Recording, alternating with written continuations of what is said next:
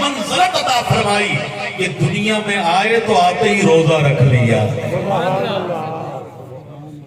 آئے رمضان کی پہلی شب ہے, آمد ولی کامل ہے, تشریف آتے ہی تو شکوک و شبہات پیدا ہوئے روزہ رکھنے میں. کسی نے کہا کہ کام نہیں دکھا, کسی نے کہا کہ دکھ گیا. تو وہ آج کا دور تو نہیں تھا, جدت کا دور تو نہیں تھا. ان دنوں میں چاند کے بارے میں بڑی شہادتیں اور گواہیاں اور دیکھنا ایک امر مشکل اور امر محال تھا. لیکن اللہ اکبر, تو شکوک و شبہات پیدا ہوئے. لیکن لوگوں نے کہا ارے ہاں شاہ جیلاں کے سادات کے گھرانے میں ایک ایسا چشم و چراغ آیا ہے, ایک ایسا نورانی چہرے والا آیا ہے جو جس نے آتے ہی روزہ رکھ لیا. اور غروب کا وقت ہوا, مغرب کا وقت ہوا تو حضرت نے ماں کا دودھ نوش فرمایا. وہ غوث اعظم رضی اللہ تعالیٰ جن کی ساری زندگی کی عبادت میں گزری ہے. یاد رکھیے, عبادت اللہ کے ولیوں کی دو قسمیں ہوتی ہیں. ولایت کو علماء نے دو قسموں میں بیان کیا. ایک ہوتی ولایت وہبی اور ایک ہوتی ولایت قسم. ایک ہوتی قسم سے, محنت شاکا, دن رات مشقت کر کے, عبادت کر کے, زہد و تقوی اختیار کر کے, کسی اللہ والے کی صحبت اختیار کر کے, کیونکہ اللہ کیے جانے سے اللہ نہ ملے, اللہ والے ہیں جو اللہ سے ملا دیتے ہیں. اور اس پر ایک حدیث بخاری مسلم کے اندر ملتی ہے کہ اللہ والوں کی نگاہ کا فیض کیا ہوتا ہے. اللہ والوں کی صحبت میں آنا, بیٹھنا, ان کی قربت اور معیت میں بیٹھ کر عبادت کرنا, دعا کے لیے ہاتھ اٹھانا, یہ تو بڑا کمال ہے جی. مگر اگر کوئی شخص اس نیت سے چل بھی پڑے تو اللہ اس کا بھی بیڑا پار فرما دیتا ہے. آئیے میں آپ کو بخاری مسلم میں بڑی معروف روایت, بنی اسرائیل کا ایک شخص, توجہ ہے آپ کی, آپ توجہ رکھیں گے تو انشاءاللہ آنے کا مقصد پورا ہوگا. بنی اسرائیل کا شخص ہے, دن رات گناہوں میں مستغرق ہے, گناہ پر گناہ کیے جا رہا ہے. غصہ آیا تو قتل کر دیا, ڈاکہ, چوری, کسی کا مال غصب کرنا, یہ تو معمول تھا. چھوٹے بڑے گناہوں کی بڑی لمبی فہرست ہے جناب. مگر یہاں تک کہ صرف قتل کی تعداد اس کے 99 بندوں کو اس نے ناحق قتل کیا تھا. کتنے بندوں؟ 99. ایک دن رات کو سوتے ہوئے خیال آیا تو جتنا گناہ مرضی کر لے, جتنے گناہ مرضی کر لے, قتل کر دے, اپنی حیبت اور اپنا روب و دبدبا قائم کر لے, لیکن ایک دن تو مرنا ہے, آخر موت ہے, کر لے جو کرنا ہے, آخر موت. ایک دن خیال آیا, سوچ بنتی ہے کہ اللہ کی بارگاہ میں توبہ کروں, رب کو مناؤں, کیا کروں. گیا, باہر نکلا, کسی سے پوچھوں کہ میری کوئی معافی کی صورت ہے. آگے گیا تو کوئی ایسا شخص ملا جس کے پاس نہ علم تھا نہ فیض تھا, نہ علم تھا نہ فیض تھا. ایک ایسا شخص مل گیا, اس سے پوچھتا ہے جی میں ایک مسئلہ کیا پوچھتے ہو جی, میں بڑا گناہگار ہوں جناب, میری توبہ معافی ہو جائے گی, توبہ قبول ہو جائے گی. ارے پوچھا کیا گناہ کیے, کہ بڑی تعداد ہے گناہوں کی, بہت گناہ کیے ہیں, صرف 99 تو قتل میں نے کیے ہیں. اللہ اکبر. جب اس شخص نے سنا تو وہ شخص نہ عالم تھا نہ اللہ والا تھا, نہ عالم تھا نہ اللہ والا. اس کے پاس یہ ایسا ہی تھا, تو اس نے بظاہر اس کا لبادہ ایسا تھا کہ اس نے اس سے مسئلہ پوچھ لیا. اب آگے بندے نے جب سنا, اللہ اتنا بڑا مجرم, اتنا بڑا, اور 99 بندوں کو تو نے قتل کیا, جو ایک کو قتل کر دے اس کی بخشش نہیں, تو 99 بندے کا قاتل ہے, ابھی بھی امید رکھتا ہے تو بخشا جائے گا. ارے نہیں, تیری کوئی بخشش نہیں ہونی. اب یہ بندے کو لگا غصہ, آدھی تو تھا یہ پہلے, اس نے کہا اچھا بخشا تو میں جاتا ہوں کہ نہیں جاتا ہوں, اب تیرا کام تو کر دو. نکالی تلوار, اس کی بھی گردن سر تن سے جدا کر کے اس کا قتل کیا. پہلے 99 کا قاتل تھا, اب پورے 100 بندوں کا قاتل ہو گیا. اللہ معمول چلتا رہا, پھر دن رات گناہوں میں وقت گزرتا رہا. ایک دن پھر خیال آتا, کر لے جو کرنا ہے, آخر موت ہے, ایک دن مرنا ہے, آخر موت.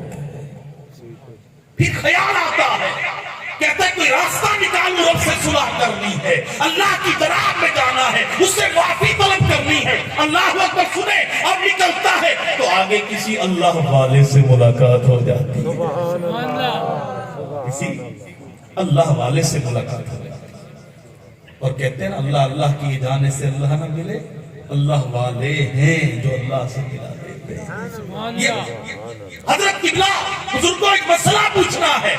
اس نے کہا بیٹا پوچھو کیا پوچھنا ہے. حضرت پوچھنا یہ میں بڑا گناہگار ہوں, بڑا مجرم ہوں, بڑا خاطی ہوں, بڑا پاپی ہوں, بڑا میرے جرائم کی بڑی لمبی فہرست ہے حضرت, میں بڑا گناہگار, میری معافی ہو جائے گی؟ وہ بزرگ مسکرا کر بولتے بیٹا ابھی توبہ کر لو, اللہ ابھی راضی ہو جائے گا, اس کے خزانے میں کمی نہیں ہے. یہ گناہگار بندہ کہتا ہے حضرت سنیں تو صحیح, میری بات تو سنیں, میں بڑا گناہگار ہوں حضرت, میرے 100 تو میں نے قتل کیے ہیں, چوری ڈکیٹی کے واقعات اور طرح طرح کے گناہ وہ تو بہت لمبے ہیں, 100 بندوں کا تو قاتل ہوں, میری معافی ہو جائے گی. حضرت مسکرا کر کہتے ہیں ارے تو کیا, تو جیسے کروڑوں بندے بھی آ جائیں میرے رب کی رحمت کا ایک قطرہ کافی ہے. میرے اللہ کی رحمت کا ایک قطرہ کافی ہے. آپ تو صحیح توبہ تو کر, جھک تو صحیح, دیکھ اس دربار میں جھک کر دیکھ, در در کے جھکنے سے یہ رب تجھے بچا دے گا. آپ تو صحیح اس کی بارگاہ میں آ. اچھا کہتا ہے حضرت میں کیا توبہ کروں اور میں کیسے لفظ بولوں, میرے پاس تو نہ علم ہے, نہ عمل ہے, نہ ادب ہے, نہ اخلاص ہے, میرے پلے تو حضرت کچھ نہیں ہے. اب مجھے طریقہ بتائیں میں معافی کیسے مانگوں, توبہ کیسے کروں, رب سے صلح کیسے کروں, اللہ کو راضی کیسے کروں, کوئی طریقہ ارشاد فرمائے. بزرگوں نے فرمایا بیٹا اچھا یہ کرو, یہ فلاں بستی دیکھیے, فلاں بستی, جی جی حضرت فلاں بستی میں نے سنی ہے, فرمایا وہاں چلے جاؤ, وہاں اللہ والے بیٹھے ہیں. کون بیٹھے ہیں؟ کون بیٹھے ہیں؟ اللہ والے بیٹھے ہیں. وہاں اللہ والوں نے ڈیرا ڈالا ہوا ہے, بیٹھے ہیں, اللہ کا ذکر کر رہے ہیں, اللہ اللہ کر رہے ہیں, رب کو یاد کر رہے ہیں, اس کی تسبیح پڑھ رہے ہیں, اس کو منا رہے ہیں, اس کے بارے اس کی بارگاہ میں جھکے ہوئے ہیں. تو بھی ساتھ جا کر مل جا, جب وہ ذکر کرے تو ذکر کرنا, جب وہ معافی مانگے تو معافی مانگنا, اور جب وہ دعا کرے تو آمین کہنا. اللہ کا کرم ہوگا, تیری معافی قبول ہو جائے گی. اللہ. اب یہ شخص وہاں سے چلا اس ارادے سے کہ اللہ کے ولیوں کی صحبت میں جا کر رب سے معافی مانگوں گا, اللہ کے نیک بندوں کی صحبت میں بیٹھ کر رب سے معافی مانگوں گا, اللہ سے صلح کروں گا, اللہ سے دوستی کروں گا, رب کے آگے جھک جاؤں گا, اس کو منا کر دم لوں گا, اس سے معافی مانگ کر ہی اٹھوں گا. یہ سوچ کر کے رب کے پیاروں ولیوں نیک اللہ کے مقرب بندوں کی صحبت اور معیت میں بیٹھ کر میں معافی مانگوں گا, میرا کام ہو جائے گا. یہ چلا, ابھی چند قدم ہی چلا تھا, موت آ گئی, روح پرواز کر گئی.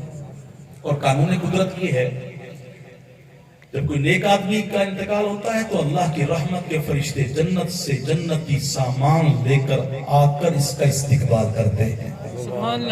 اور اگر کوئی گناہگار شخص موت ہوتا ہے تو جہنم سے عذاب کے فرشتے عذاب لے آ کر اس کو ملتے ہیں, اس کا استقبال کرتے ہیں, اور اس کو عذاب کے ساتھ اس کا مزہ چکھاتے ہیں. لیکن اللہ کی شان یہ ہے جیسے اس بندے کا انتقال ہوتا ہے جنت سے رحمت کے فرشتے آ جاتے ہیں, جہنم سے عذاب کے فرشتے, ایک ہی مقام پر میت ایک ہے, بندہ ایک ہے, انسان ایک ہے, فرشتے دو طرح کے ایٹ اے ٹائم دونوں وہاں پر جمع ہو جاتے ہیں. اللہ اکبر. رحمت کے فرشتوں سے عذاب کے فرشتے کہتے ہیں ارے تمہارا کیا کام, تم کیا کرنے آئے ہو, یہ تو ہمارا ہے, 100 بندوں کا قاتل ہے, بڑا مجرم ہے, خاطی ہے, پاپی ہے, بد عمل ہے, بد کردار ہے, ظالم ہے, ڈاکو ہے, چور ہے, غاصب ہے, بڑا ظالم لوگوں پر ظلم کرنے والا ہے.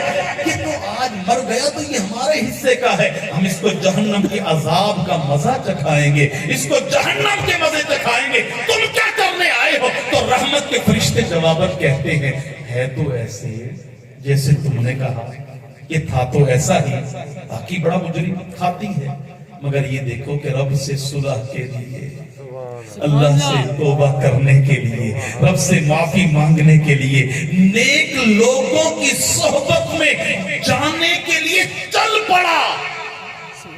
عذاب کے فرشتے کہتے ہیں پہنچا تو نہیں، پہنچا تو نہیں۔ اگر رحمت کے فرشتے کہتے ہیں پہنچا نہیں، اگر موت نہ آتی تو پہنچ جاتا، اور پہنچ جاتا تو فیض یاب ہو جاتا۔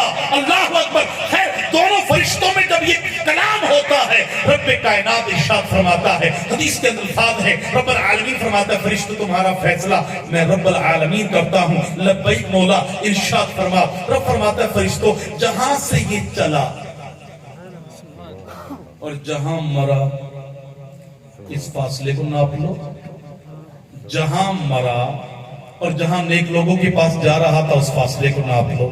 اگر یہ پچھلوں کے قریب ہے تو عذاب کا حقدار ہے، اور اگر میرے یاروں کے قریب ہے، میرے ولیوں کے قریب ہے، میرے نیک و صالحین بندوں کے قریب ہے، میرے اولیاء کے قریب ہے، میرے نیک بندوں کی صحبت اور معیت اور اس اشتراک کے قریب ہے، تو پھر فرمان ہوتا ہے، پھر یہ جنت کا حقدار ہے۔ ادھر سے یہ قانون ملتا ہے، یہ آرڈر ملتا ہے، یہ ارشاد ہوتا ہے، اور ادھر سے کیا ہوتا ہے؟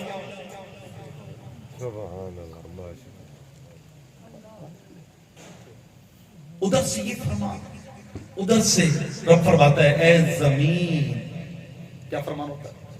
اے زمین اکٹھی ہو جا، سمٹ جا، میں نے اس بندے کو بخش تو دیا ہے، اب اپنی رحمت بہانے تلاش کر رہی ہے۔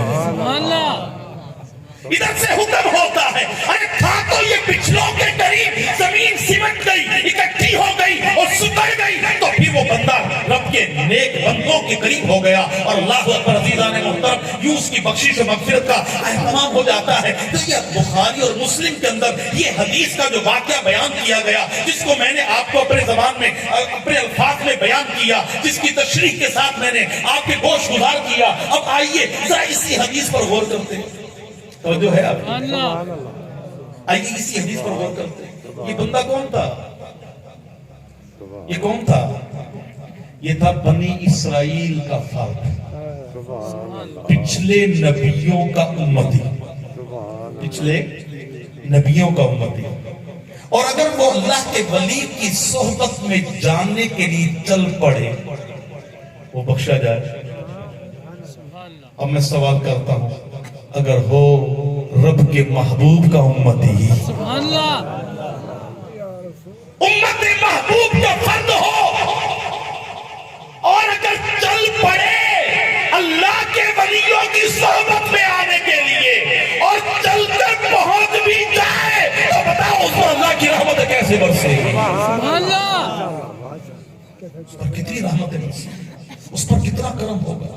ہم اس ولی کامل کے ذکر خیر میں جمع ہوئے جسے غوث الاعظم کہتے ہیں۔ وہ ہستی ہیں جن کی کیفیت یہ ہے بچپن سے ہی کرامتیں دکھاتے آئے ہیں۔ ارے پہلے دن آئے، اللہ اکبر، آپ کی والدہ ماجدہ نور اللہ کا مرکزہ، آپ فرماتی ہیں جب میرا لال نور نظر، میرا جگر کا ٹکڑا، میرا دل بند، میرا لال، میرا بیٹا عبدالقادر پیدا ہوا، اماں حضور فرماتی ہیں جب میرا بیٹا پیدا ہوا، عبدالقادر سائیں پیدا ہوا، سائیں اماں جی کیا دیکھا؟